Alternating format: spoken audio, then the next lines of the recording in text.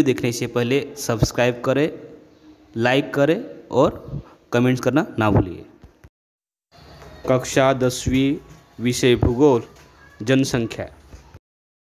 नमस्कार दोस्तों, आज हम कक्षा 10वीं विषय भूगोल प्रकरण क्रमांक 6 जनसंख्या के बारे में देखेंगे।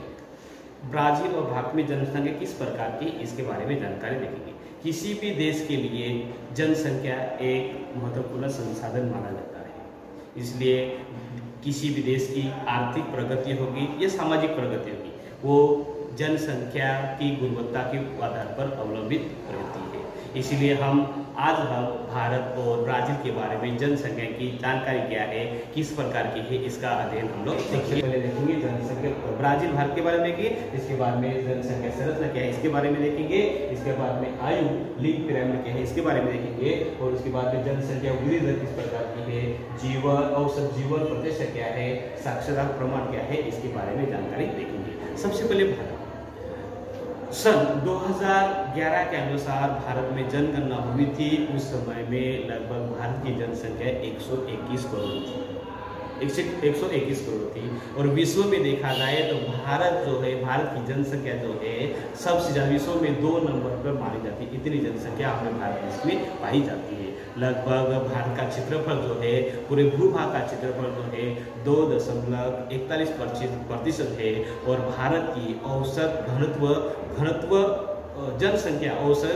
जनसंख्या जो है कितना है, 382 एक वर्ग किलोमीटर में पाई जाती है। इतनी जनसंख्या भारत देश में पाई जाती है।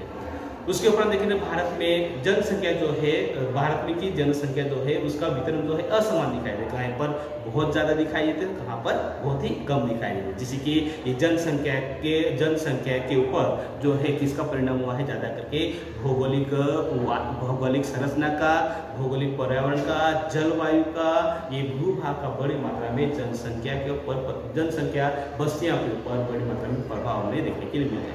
जैसे कि देखिए कि जहाँ पर जलवायु अच्छी है, भूमि अच्छी है, यहाँ पर कारखानदारी है, औद्योगिक अच्छे है, तो वहाँ पर जनसंख्या बड़ी मात्रा में है दिखाई देती है। उदाहरण उत्तर भारतीय मैदान, यहाँ पर बड़ी मात्रा में क्या करते हैं, खेती करते हैं।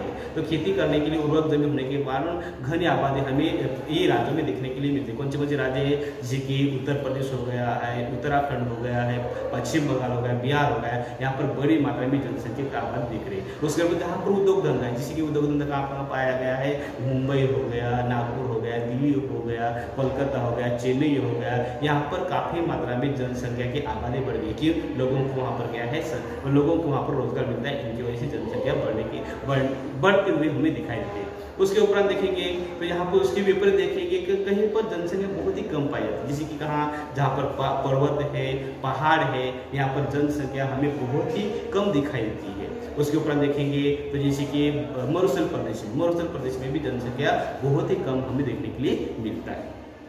जिसकी की जनसंख्या है, वहाँ पर बहुत जंगल है, घना जंगल है, तो वहाँ पर जनसंख्या हमें बहुत ही दिख रही है। इसलिए भारत में भी समान जो है जनसंख्या है, असमान हमें दिखाई देते हैं।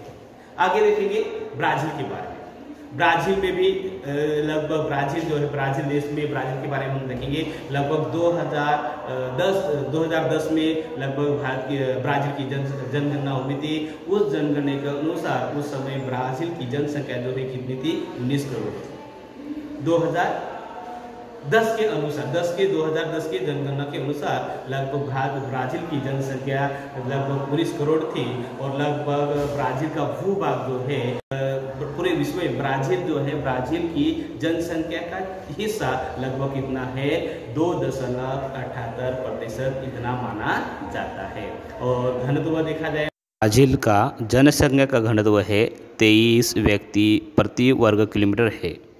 जिस प्रकार भारत में जनसंख्या वितरण असमान दिखाई देता है, उसी प्रकार ब्राजील में भी जनसंख्या घनत्व हमें असमान दिखाई देता है। कहीं पर बहुत ज़्यादा है तो कहाँ पर बहुत ही कम पाया जाता है। लगभग है ब्राजील में जो है, ब्राजील में दक्षिण और पूर्व भागों में बड़ी मात्रा में जनसंख्या आबादी हमें दिखने की मिलती है। क्यों? क्योंकि वहाँ पर उर्वरक जमीन है, संसाधन है, उद्योग धंधा है, इसके कारण बड़ी मात्रा में जनसंख्या वहाँ पर पाई गई। उसके विपरीत देखेंगे ब्राजील के पश्चिम में बहुत ही कम आबादी हमें देखने के लिए मिलती है। क्यों? क्योंकि वहाँ पर सुख सुविधा का अभाव है, वहाँ पर दलदली जगह है, घना जंगल है, वहाँ पर जाने आने के लिए कोई यातायात सुविधा नहीं है। इसका विपरीत परिणाम बड़े हमें देखने के लिए मिलते हैं। वो कहाँ जनसंख्या, जैसे कि गुयाना की उच्च भूमि होगी, अमेजोन नदी का मैदान होगा, यहाँ पर जनसंख्या बहुत ही हमें कम दिखाई देती है।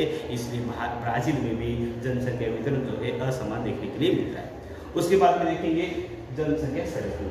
जनसंख्या संरचना में क्या देखेंगे? गुणोत्तर, लिंग गुणोत्तर। लिंग गुणोत्तर क्या होता है? 1000 पुरुषों के पीछे महिला की होने वाली संख्या कितनी है, उसको हम लोग क्या कहेंगे? लिंग गुणोत्तर।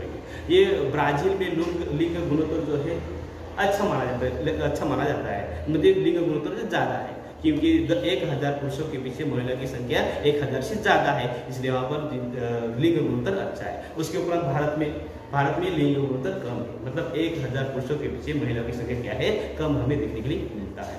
बराबर, ये हो गया। इसके बाद में देखेंगे आयु लिंग पिरामिड। ब्राज़ील और भारत में आयु लिंग पिरामिड किस प्रकार का, इसके बारे में देखेंगे। यहाँ पर आयु लिंग पिरामिड जो होता है, ज़्यादा करके ब्राज़ील में जनसंख्या कम है, लेकिन जो वहाँ की जनसंख्या जो है वृद्धि, मतलब जनसंख्या जो है वृद्ध के ऊपर हो रही है, मतलब वहाँ पर वृद्ध लोग धीरे धीरे बढ़ रहे हैं। तो भारत में है अभी इस समय में जनसंख्या थोड़ी धीरे बढ़ रही है, लेकिन युवाओं का प्रमाण भारत में बहुत ज़्यादा है। इसी प्रकार का यहाँ पर भारत और ब्राज़ील में लिंग पिरामिड जो है दिखाई देता है। जनसंख्या वृद्धि दर, जनसंख्या वृद्धि दर ब्राज़ील में जनसंख्या वृद्धि जो है अभी बहुत ही कम हुआ है, मतलब कम हुआ है। उसी प्रकार देखा जाए तो भारत में उसी प्रकार का वृद्धि दर धीरे धीरे बढ़ रहा है, लेकिन अभी कुछ भारत सरकार ने अलग अलग प्रकार की उपाय योजना किए हैं। उसके ऊपर उपाय होने के कारण अभी वृद्धि दर भी जो क्या हुआ है धीरे धीरे भारत में भी अभी कम दिखाई देते हैं। लेकिन जितना ब्राज़ील में होना चाहिए ना, जितना ब्राज़ील में है, जितना कम है, उतना भारत में हमें दिखाई नहीं देता। औसत जीवन प्रतिशत क्या है, इसके बारे में देखेंगे। भारत में किस प्रकार की है, ब्राज़ील में क्या है। किसी भी प्रदेश में औसत जीवन प्रतिशत जो है बहुत ही महत्वपूर्ण मानी गई है किसी भी देश के लिए। एक प्रगति की औसत जीवन प्रतिशत जो है किसी भी प्रदेश में प्रगति और लिखी जाती है, जिसकी ये जीवन प्रतिशत के लिए स्वास्थ्य सेवा केंद्र होना जरूरी है, वहाँ पर लोगों को पौष्टिक आहार मिलना जरूरी है, तभी वहाँ की उस देश की जनसंख्या, मतलब वहाँ के मनुष्य के जो जीवन काल जो है बढ़ जाता है। जिस प्रकार ब्राज़ील में है, ब्राज़ील का औसत जीवन प्रतिशत क्या है, अच्छी दिखाई देती है। उसके उपरांत भारत में देखेंगे, उसी प्रकार भारत में देखेंगे तो वहाँ जीवन प्रतिशत जो होती है कम हमें देखने के लिए मिलती है। लेकिन धीरे धीरे क्या है, अभी भारत में भी जीवन औसत प्रतिशत जो बढ़ रही है। कहाँ पर आरोग्य सुविधा का प्रभाव हो रहा है, परिणाम हो रहा है, और वहाँ पर पौष्टिक आहार भी धीरे धीरे अच्छा सा मिल रहा है। आगे बाद में देखेंगे साक्षरता का प्रमाण। भारत और ब्राज़ील में साक्षरता का प्रमाण किस प्रकार है। भारत में जिस प्रकार साक्षरता प्रमाण है, उसी प्रकार ब्राज़ील में उससे ज़्यादा प्रमाण, मतलब ब्राज़ील में बहुत ही ज़्यादा करके साक्षरता हमें अच्छी दिखाई देती है। उसके जैसी ब्राज़ील में साक्षरता दिखाई नहीं देती है। ये साक्षरता किसी भी देश के लिए साक्षरता का प्रमाण अच्छा होता है तो विकास की ओर उस देश को लेके जाता है। लेकिन उसी प्रकार भारत देश में अपना साक्षरता का प्रमाण कम है, लेकिन धीरे धीरे कुछ उपाय योजना करके भारत देश में धीरे धीरे वो साक्षरता का प्रमाण क्या हो रहा है, धीरे धीरे बढ़